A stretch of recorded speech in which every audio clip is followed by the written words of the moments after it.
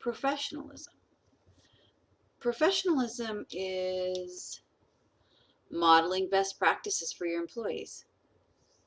Whether they want it or not, center administrators are role models for their employees.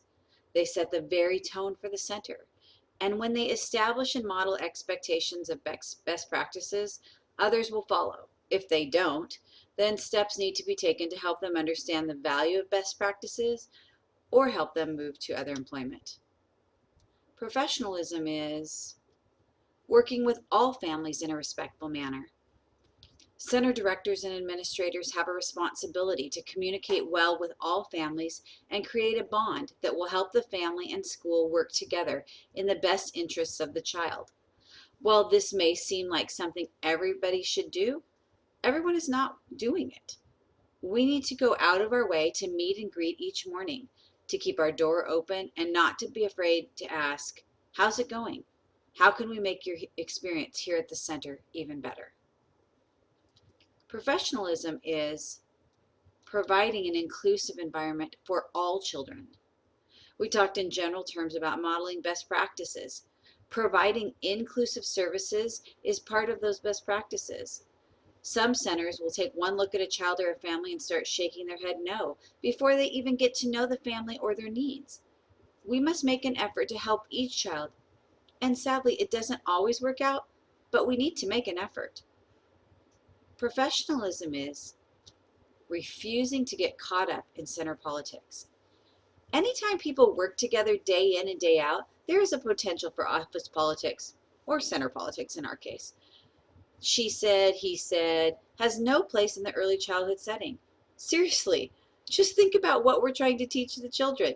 To play fair, to be kind, to share. I think some people miss those lessons. We need to model respect and treat others in the center as we would like to be treated. If someone comes to you with negative talk, a professional stops or redirects the conversation immediately. Professionalism is continuing to further your knowledge and education through professional development opportunities. Years ago, when I first started teaching in-service classes, I was teaching a few correspondence courses, and one of my participants told me she thought it was ridiculous that the state of Arizona expected them to have annual in-service training hours.